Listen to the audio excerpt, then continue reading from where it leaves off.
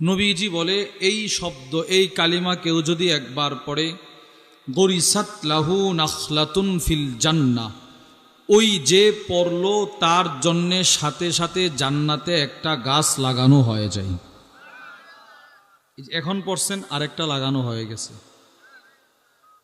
যিনি পড়েন গরিসাত লাহু, যিনি পড়েন তার জন্যে লাগানো হয়। আমি পড়েছি, আমার ছেলে পড়ে নাই, বিষয়টা এরকম নয় যে তার জন্য লাগানো হবে, যে পড়বে তার জন্য।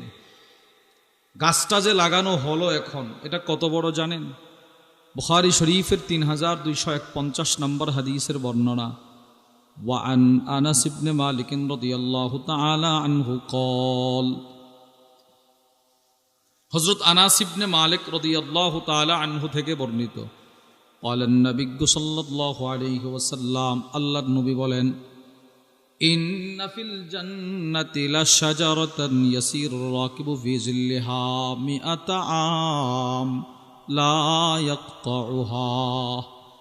একবার সুবহানাল্লাহ বলার মাধ্যমে জান্নাতে যেই গাছটা লাগানো হয়, এই গাছটা এতটাই বিশাল আকৃতির, মোটা হবে, বিশাল হবে।